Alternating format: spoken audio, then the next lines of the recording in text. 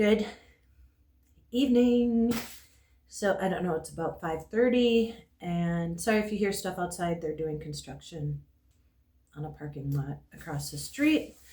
Um, but today I went to get a new social security number, and I didn't know that you could get a new social security number until I had gone to Xfinity. And I told you before that Kenny, the guy that I deal with there, he was like, Tracey, I just thought of you because somebody came in, the same thing happened to them, and they got a whole new social security number. So I looked it up, and you can, if you've been like extremely hacked, if you've been harassed, like extreme circumstances like that. And so I had an appointment today at 3:20. I drove to Minneapolis, and the lady was so nice. You have to get a number, you have to have your bags checked and everything, a lot of security. And she called me, and again, I ran into the nicest woman ever. She was so calm and just so kind. And I explained everything to her. I had my manila folder with all my proof. I had my passport. I had my social security card.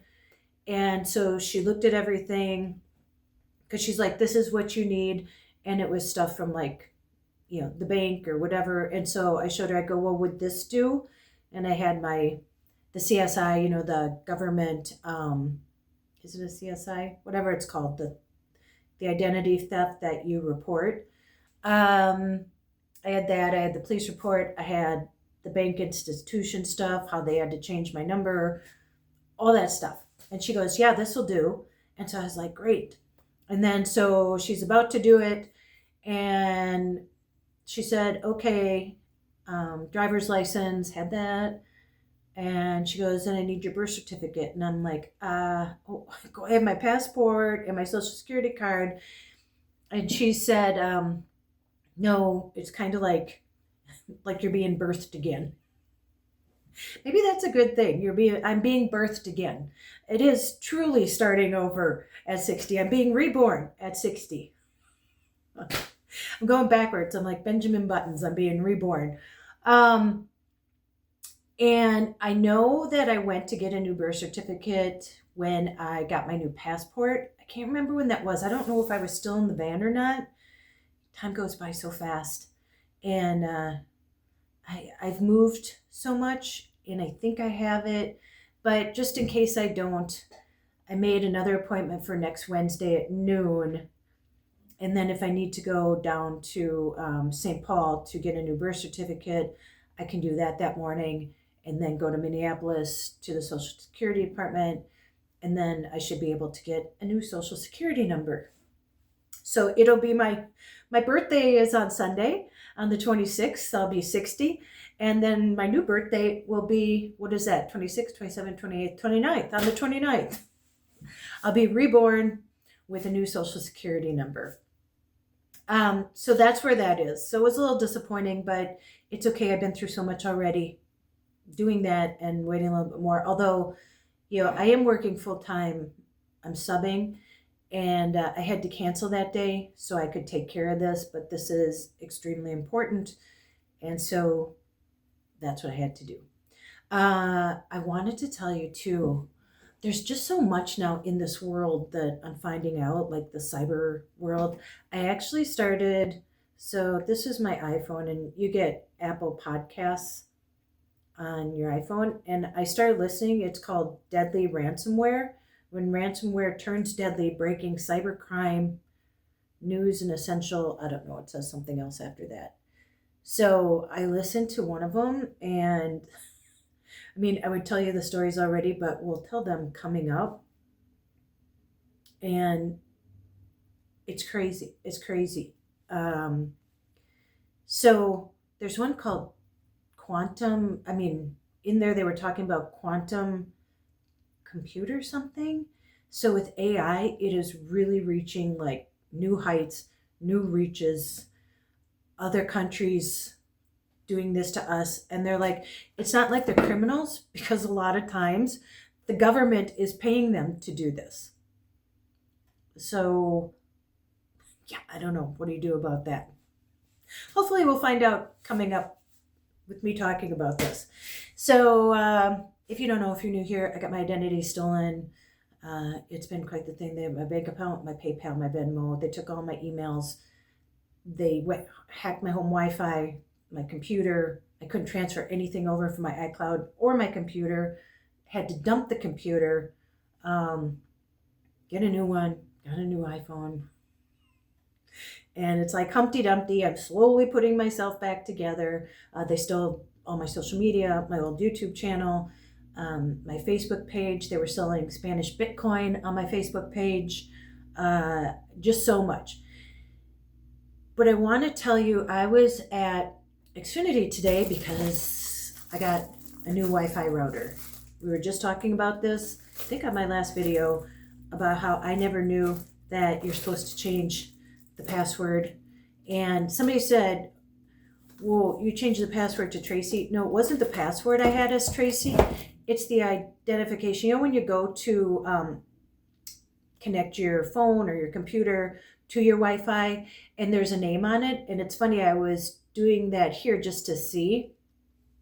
And, you know, you go into your Wi-Fi and it says, you know, ones that are close. And I was looking at all of them and they're all either somebody's name. And that's what I did. I made it my name. So it was very identifying because if hackers are going to get you, oh, they didn't have to look very hard. Oh, there she is. Or what you should do is leave it as, because it must come up like as what it is, like Xfinity 1234 or whatever it is, because there are standard codes or something that these hackers, it's simple for them just to break in because they already know like the equipment you have and it's the standard stuff.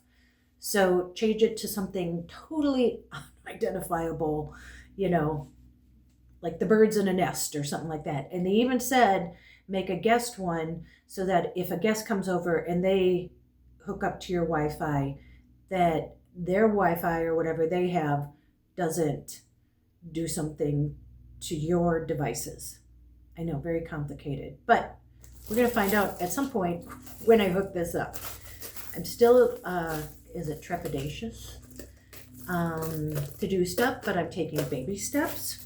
That when I was at Xfinity, I was working with Kenny again because I know his hours and I know when he works. And he's just the best. And so he was helping me, you know, get hooked up again with this. And there was a lady talking next to us and he's like looking over at her and because she's talking to the guy, the worker next to us. And I go, what? I don't hear her. I didn't hear what she said. And then he leans over and goes, did you just get hacked? And she goes, yeah. And I go, I was hacked too. And I said, a lot. I go, my identity was stolen. And she was like, yeah, I can't get into my email. And I don't know if I told you my neighbor, she's older. She's like in her 70s or 80s. After she found out what happened to me, she had the same thing. She couldn't get into her iPad, into her email and stuff. Thank goodness she got in. And I think this lady was getting in too. But on top of that, she said, and the same thing happened to a teacher that I was recently working with, a teacher's assistant, that she said they got into her husband's, I think it was his phone. I don't know if it was his phone, like by text or by email, but they do both. That he said, oh, he had cancer or he's fallen on hard times and he needs money and he needs help. So a bunch of their family members were reaching out to offer money to them. And she's like, it was embarrassing. She's like, we didn't need that. And I don't know what like the outcome is of that for them, for the hackers. But this is what happened to this lady too. She goes, something got sent out saying I needed money, like I had cancer. And she goes, I woke up to money in my bank account. Like, I don't know how they paid her, Venmo, PayPal, whatever it was. And she said, how embarrassing. And I don't know if here's another big one is, there was a van lady, I can't remember her name. This was a couple years ago. And what they do is they call you in the middle of the night and they say, you know, your daughter or, you know, family member has been in an accident or something tragic has happened, and you need to pay this amount of money right away and send it like a specific way, Western Union or whatever it is, because the insurance won't cover it and they need like immediate surgery and they can't wait to let it go through insurance, and so they need this money. Well, first of all, you're awoken in the middle of the night to somebody telling you that your loved one has been hurt. And in the van life ladies thing, they got a hold of her mom and said she had been in an accident. And I think they go as far now, they have AI where they can mimic a voice and it sounds just like the person. And so of course you're going to believe them, and you're not going to look into it. You're going to do whatever you can right at that time to do whatever needs to be done to help that person. And so I looked up that scam. And again, sorry, on this phone, I don't have any editing capabilities right now, but hopefully I'll be back on my other phone soon and I can. But here's a big scam that goes around. So I just want you to be aware of this, because if this happens, it tells you what to do. You need to pause. Scammers use fake emergencies to steal your money. Someone calls or contacts you saying they're a family member or close friend. They say they need money to get out of trouble. Not so fast. Is there really an emergency? Is that really your family or friend calling? It could be a scammer. Examples of family emergency scams. Scammers are good at pretending to be someone that they're not. They try to trick you into thinking a loved one is in trouble. Here's how the scam might work. And it said, here's a real life example of a family emergency scam. And there's a text thing. It's right here. I'll read it to you. Hi, Grandpa, it's me. Sebastian, is that you? Yes, it's me, Sebastian. Grandpa, I'm in trouble and I need money for bail. What happened? Please don't tell Mom or Dad. I'll get in so much trouble. Please help me. Well, of course, you're going to do whatever you can to help the person. And once a scammer makes you think they're your grandson and in trouble, they pressure you to quickly send them money. But it's all a scam. Your family member was never in trouble. Slow down, verify. How scammers convince you. The scammer may already know a lot about you or the person they're pretending to be. They may know your name, where you live, and other information they could have found on social media sites or by hacking a family member's email. And sometimes they simply guess. But they always say you have to pay right away by wiring money through a company like Western Union or MoneyGram, sending cryptocurrency using a payment app, or by putting money on a gift card and then giving them the numbers on the back. Here are other tactics scammers use in fake emergency scams. Scammers might pretend to be an authority figure like a fake lawyer, police officer, doctor working with your family member. It makes them sound more convincing and they hope it scares you. Some scammers use artificial intelligence, AI, to clone your loved one's voice. And that's, I think, what happened to that person. With a short audio clip, maybe from content posted online. And, when you're a content creator, you have a lot of voice clips online. In a voice cloning program, a scammer could call you and sound just like your family member. What do fake emergency scams have in common? The scammer will say it's urgent and that you're the only one who can help. The scammer might tell you it's important to keep it secret. They don't want you talking to other family members and friends and realizing it's a scam. The scammers will play with your emotions. They're counting on you to act quickly to help your family or friend, and they're counting on you to pay without stopping to check out whether there's real emergency. If you get a call like this, you can be sure this is a scam. And so what to do if you get a call about a family emergency. If someone calls or sends a message claiming to be a family member or a friend desperate for money, don't trust the voice on the line. Even if it sounds like your family member or friend, scammers are good at faking it. Here's what to do to verify a person's identity. Resist the pressure to react and send money immediately. Hang up. Or tell the person you'll call them right back.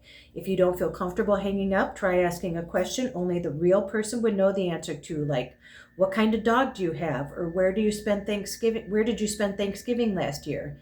Use a phone number you know is right to call or message the family member or friend who supposedly contacted you. Ask them if they're really in trouble.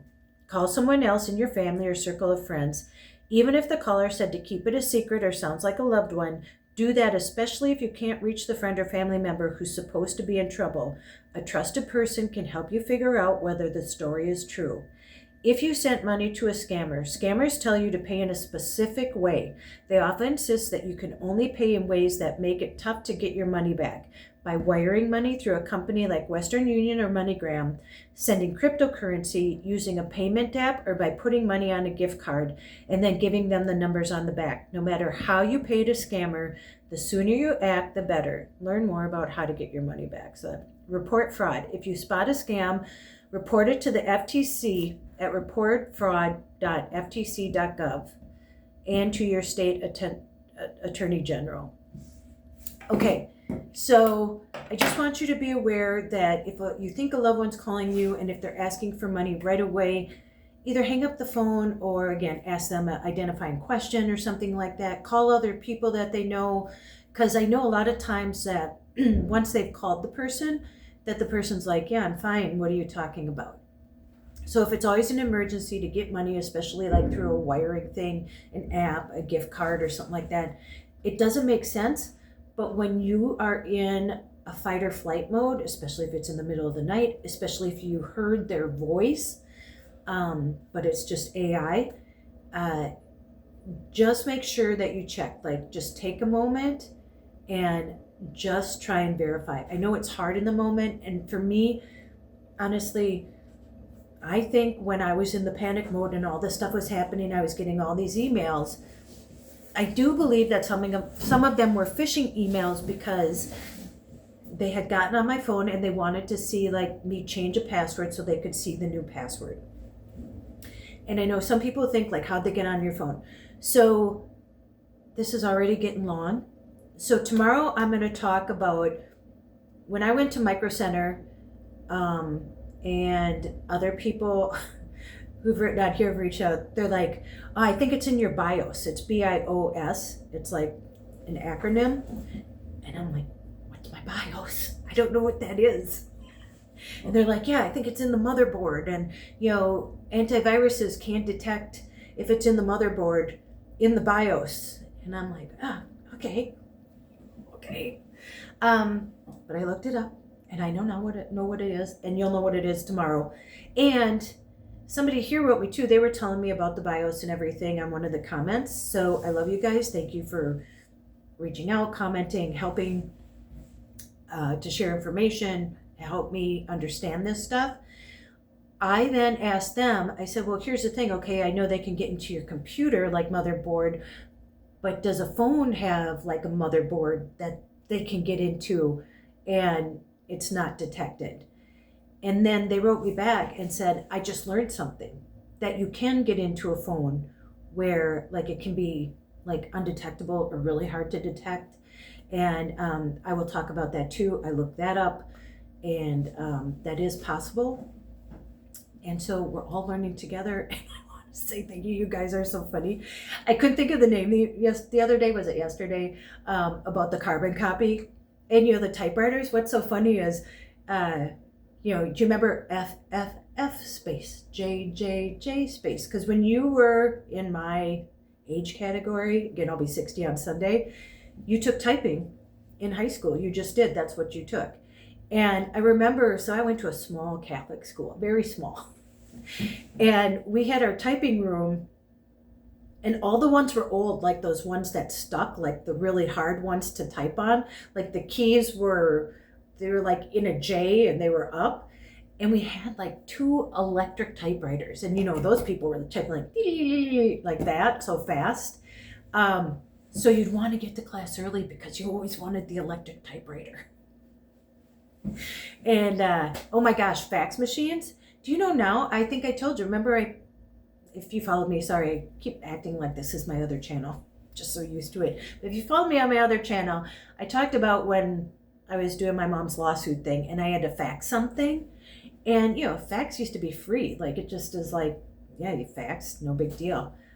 I had to pay it was something like $5 a page or something to fax something at FedEx.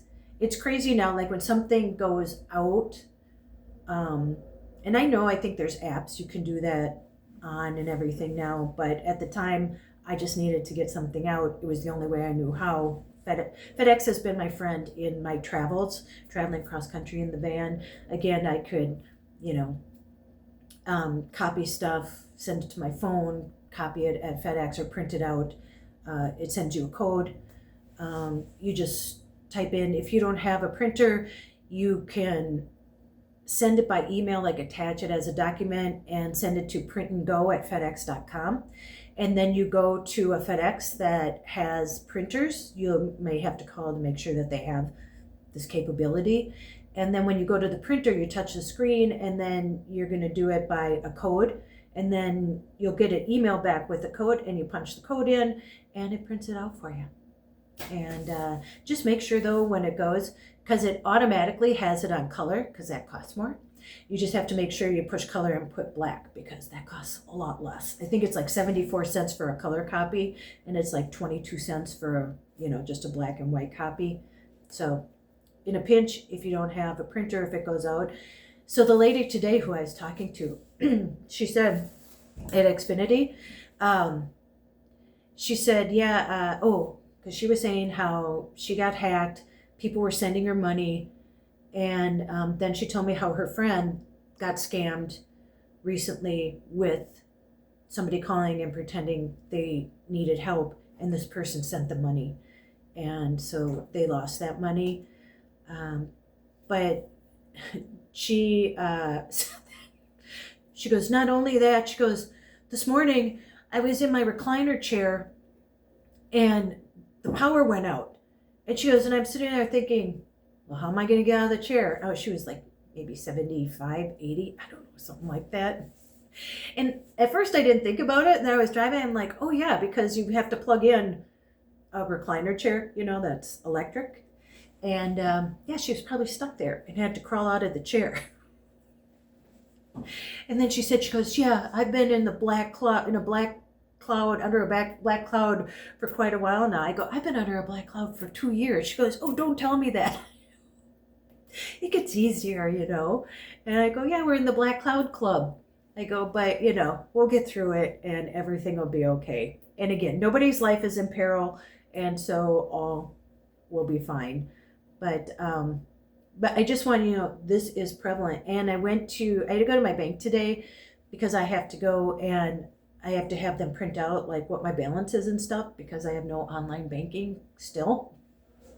And so I was talking to the teller, because she's the one, when I first went in to change my password and I thought everything was okay, when I said, somebody's getting into my stuff, and then 10 minutes later they moved thousands of dollars out of my money market. I went up to her and I'm like, yeah, I'm the one, because I hadn't seen her since then, probably. I had other tellers. And she goes, oh my gosh, Tracey. And I said, yeah, I'm going to get a new social security number.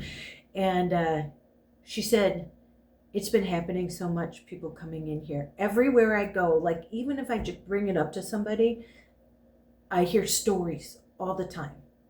And so I just want you to be safe. I'm going to share more scams coming up just so that you're aware. Like some people said, I didn't know about the QR code thing. And so I'm so glad I said something or told you about the scam, because especially, like I said, with Christmas coming up, and you might be ordering all your packages online, and you get a package and you're like, yeah, I don't know, hey, somebody sent me a free keychain. Remember they used to send the free rosaries and stuff like that? Wouldn't that be something? They sent a free rosary with a QR code and they were scamming you? That would be some kind of cruel. But again, just trying to let you know what's out there. I mean, this is real life. Me just even talking to people and opening up about what's happening to me, and it's opening a can of worms of what's happening. And like I said, I listened to this podcast and I'm like, oh, like this is small beans compared to like what could happen. So again, change your passwords.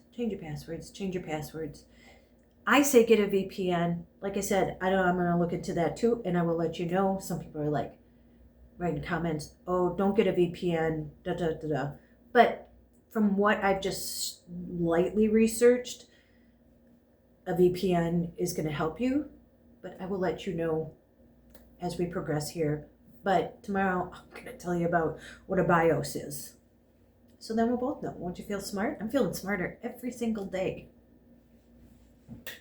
So, okay, change your passwords. Get a VPN if you feel so inclined.